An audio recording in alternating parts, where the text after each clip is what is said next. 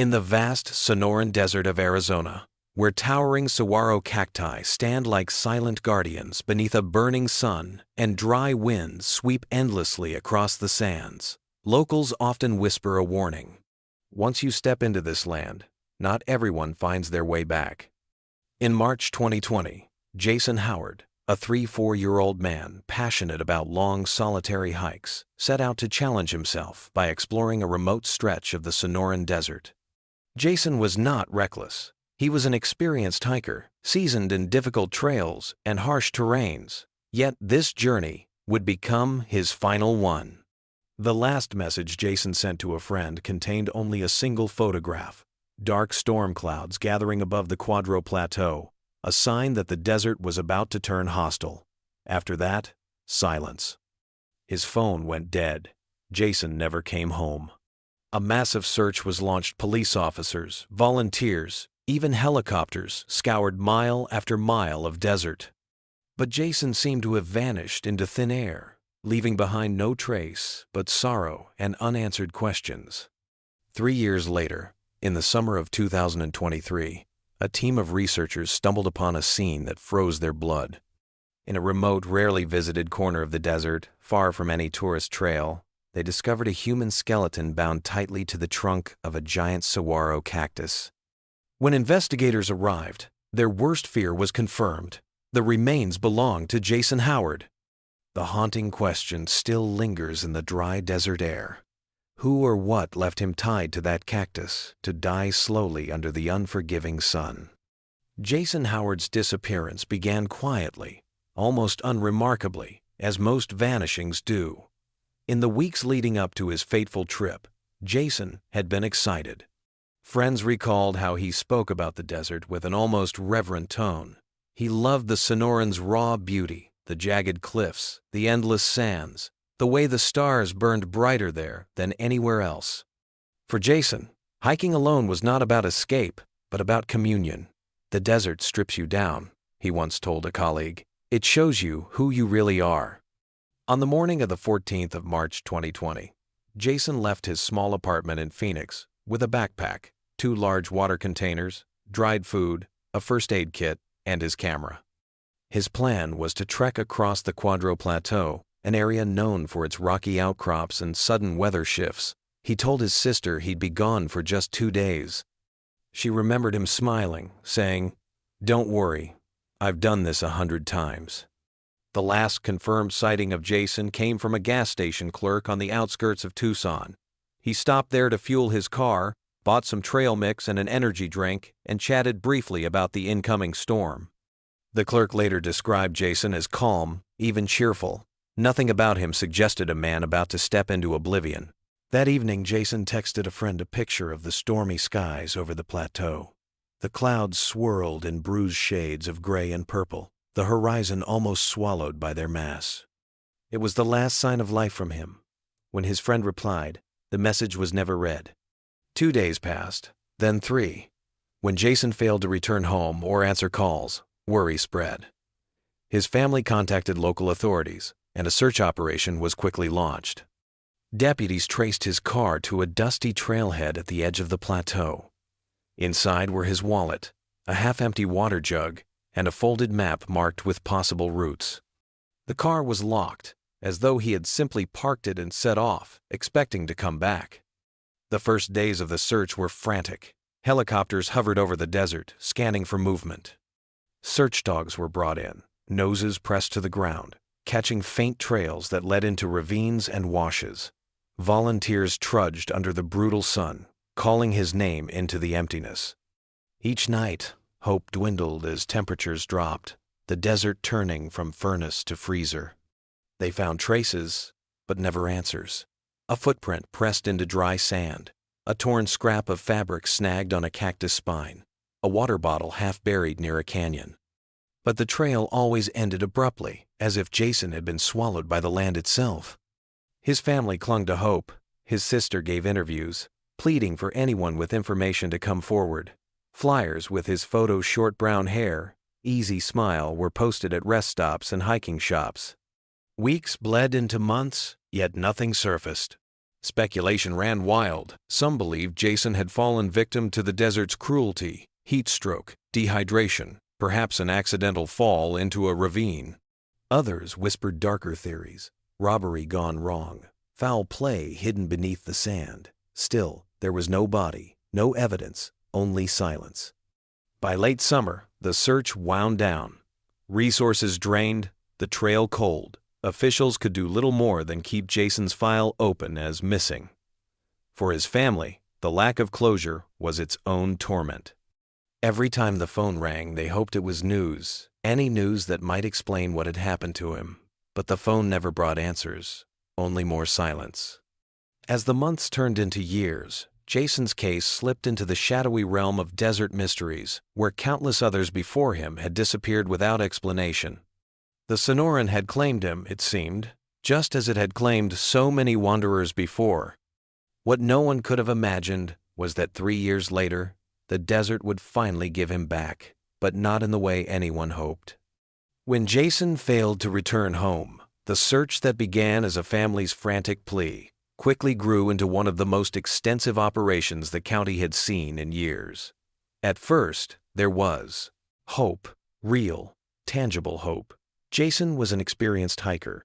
He knew the desert, its dangers, and its tricks. Perhaps he was only lost, waiting in some shaded crevice for help to arrive.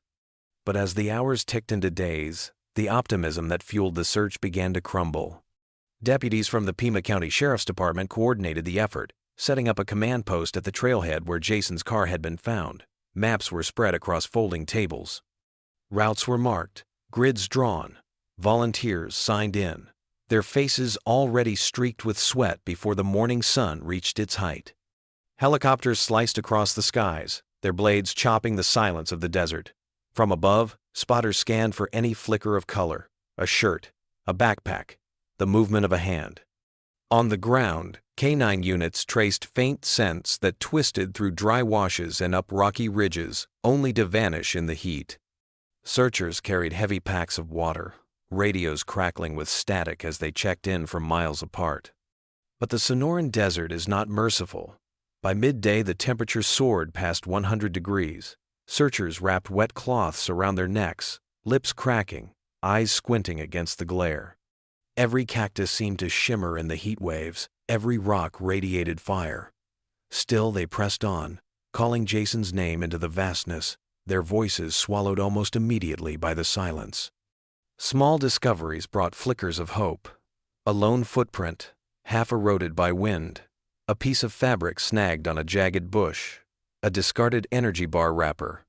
Each find sent search teams deeper into the desert, only to reach another dead end. The land seemed to mock their efforts, giving just enough to pull them forward before erasing all traces of where Jason had gone. His family refused to leave. Jason's sister set up a small tent at the search site, passing out water bottles to exhausted volunteers. "We just need to find him," she kept saying, her voice trembling with a mixture of hope and despair. She gave interviews to local stations, her face pale under the harsh sun, pleading for anyone who might have seen her brother to come forward. Weeks dragged on, resources stretched thin. What had once been a massive search dwindled as volunteers returned to their lives and official crews were reassigned to new emergencies. A few stubborn souls stayed, combing the desert long after most had given up. But the desert yielded nothing more. No backpack, no shoes, no body. Theories began to circulate. Some believed Jason had wandered too far, collapsed from heat exhaustion, and been hidden by the shifting sands. Others suggested he may have stumbled into an abandoned mine shaft or been swept away during one of the desert's sudden flash floods. More sinister whispers floated through town: foul play, robbery, even rumors of cartels, using remote desert trails. But without evidence, they were only stories, growing darker as hope grew thinner. By late summer, the official search was suspended. The desert sun had burned away every trace, every lead. Jason's family was left with nothing but a haunting absence. His sister refused to accept it, driving out to the plateau on weekends, wandering for hours alone, convinced that some overlooked clue remained. But every time she returned home, her hands were empty. The case became another name in a long list of disappearances across Arizona's deserts. Locals spoke of it with a shake of the head, sad, but not surprising. The Sonoran has a way of swallowing people whole, they said, keeping its secrets buried beneath the sand. For 3 years, Jason Howard's fate remained a question mark carved into the desert's silence. And yet, deep in that unforgiving land, the truth was waiting hidden, bound, and grotesquely preserved until the day it would finally be revealed.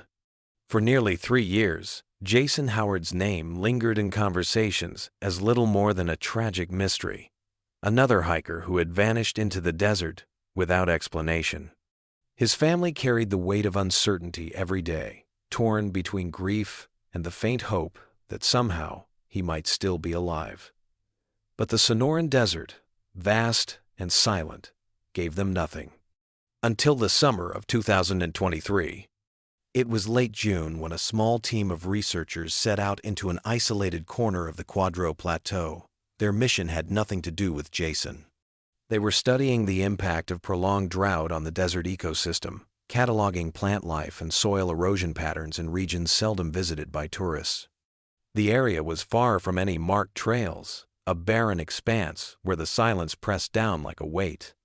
The group trekked across uneven ground, weaving between towering saguaros that stood like ancient sentinels. One of the researchers, a graduate student named Eric, noticed something odd in the distance. Against the pale yellow backdrop of sand and stone, a dark shape clung to the side of a cactus. At first he thought it was an abandoned tarp or perhaps a shredded piece of cloth caught on the spines.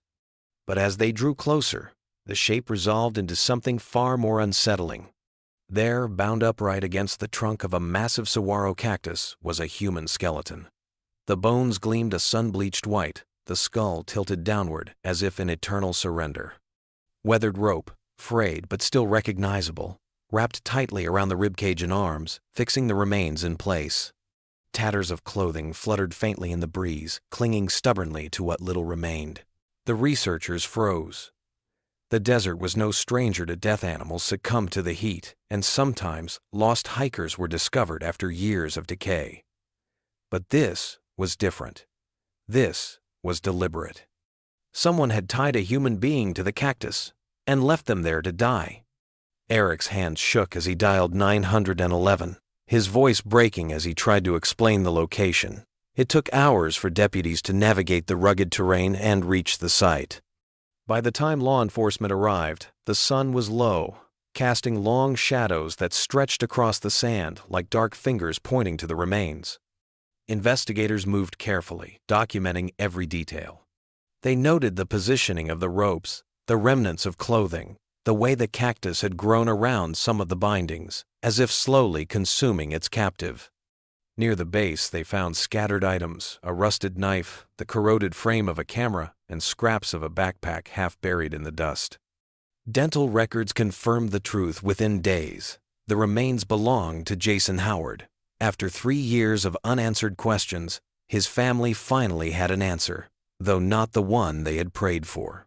The revelation sent shockwaves through the community. Jason's disappearance had been tragic enough, but the circumstances of his death, bound to a cactus, left to endure the unrelenting sun, were almost too horrific to comprehend. This was not an accident, nor the cruel indifference of nature. It was something darker, something intentional. Speculation reignited, with a ferocity not seen since the initial search. Some believed Jason had crossed paths with dangerous people in the desert, smugglers or criminals, who punished him in a way designed to instill terror. Others suggested it was the work of a sadistic stranger, someone who relished turning the desert itself into an instrument of torture. Forensic experts weighed in, piecing together what little evidence remained. The ropes told a grim story. Jason had not simply collapsed and been tied after death. The bindings suggested restraint during life. The position of the bones indicated a struggle, but without flesh or blood, time had erased the finer details. The cactus itself bore silent testimony. Where the ropes cut into its flesh, scar tissue had formed, sealing the wounds as the plant continued to grow. In places, the cactus had partially enveloped the bindings, as though nature itself had conspired to keep Jason imprisoned even in death. When the news reached Jason's family, grief mingled with horror.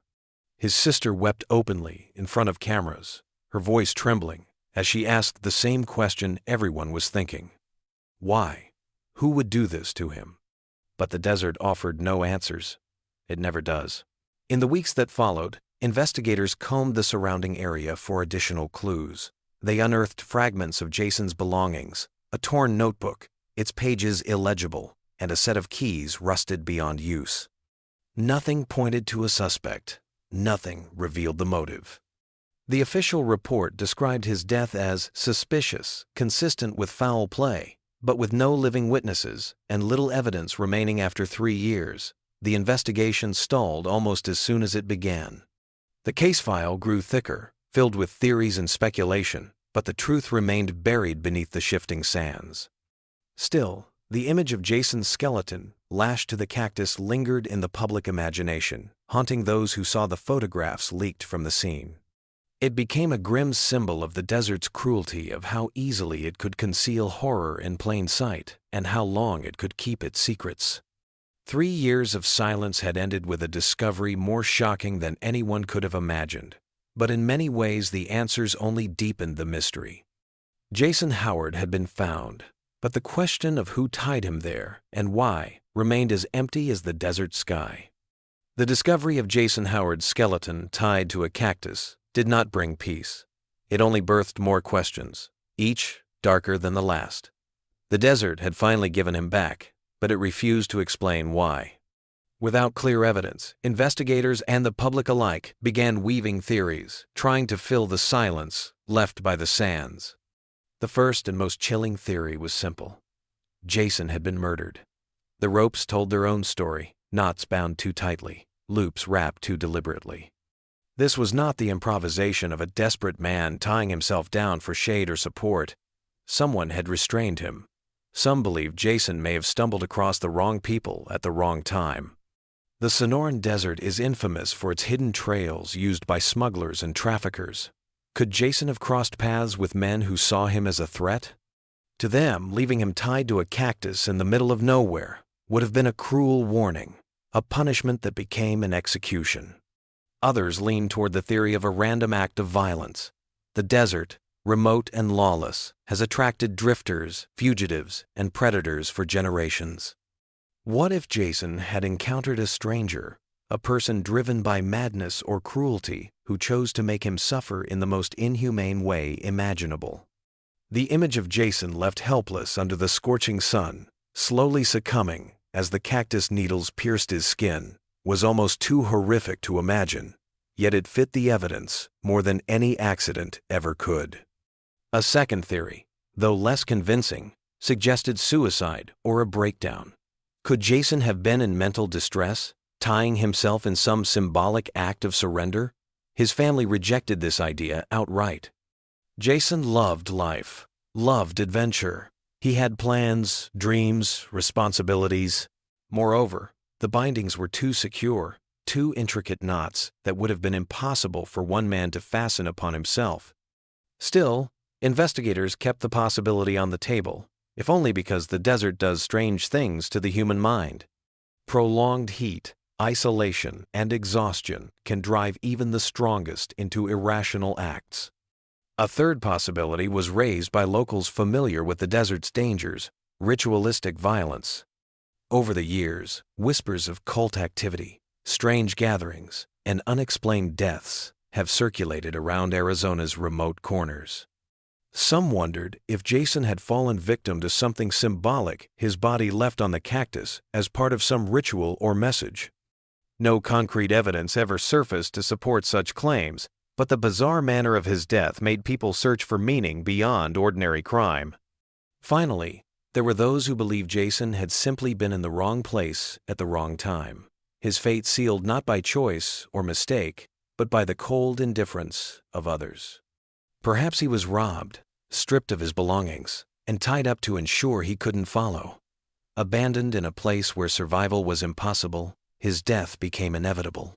Law enforcement worked every angle, interviewing ranchers, hikers, and even suspected smugglers. But with years of time erasing footprints and weather stripping away evidence, no definitive lead ever emerged. Jason's case became a haunting puzzle with pieces scattered too far to assemble. In the end, the theories remain just that, theories. Each one paints a different picture of Jason's final hours. A man stumbling into danger, a victim of cruelty, or a tragic soul caught in forces larger than himself. The desert, as always, holds the truth tightly, refusing to surrender it. And so, Jason Howard's death remains a story told in whispers, a cautionary tale of what can happen when the Sonoran stretches its hand and pulls someone into its shadows. In the end, Jason Howard's story closed not with answers, but with silence. His remains, bound to a cactus in the middle of nowhere, became a permanent scar on the desert's landscape, a reminder of how quickly beauty can turn brutal. For his family, the discovery was both a relief and a torment. They finally knew where he was, but not why he had been left to die in such a grotesque manner. Closure never truly came. The Sonoran Desert has always been a place of contradictions. Breathtaking sunsets against blood-red cliffs, vast skies filled with stars, and beneath it all, an undercurrent of danger that never loosens its grip. Jason became part of that story, his death woven into the desert's tapestry of legends, mysteries, and unsolved disappearances. To this day, hikers who pass through the Quadro Plateau sometimes stop at the site where he was found. The cactus still stands, its trunk scarred where the ropes once cut deep. It towers above the sand like a silent witness that refuses to speak. Some say when the wind sweeps across the plateau at night, it carries a faint sound like rope creaking or a man crying out in the distance. Perhaps the truth of Jason's fate will never be known. Perhaps the desert has swallowed it forever, along with countless other secrets. What remains is the haunting image of a man tied against the unforgiving spines of a cactus, left to vanish slowly under the unrelenting sun. And as the desert stretches endlessly toward the horizon, one thought lingers. Whoever tied Jason there may still walk free, hidden among us, or perhaps, like the desert itself, they too thrive in silence, watching, waiting for their story to be told. If Jason's story unsettled you, share your thoughts below. Don't forget to like this video and subscribe to Last Seen, where every disappearance is remembered and no mystery is ever truly forgotten.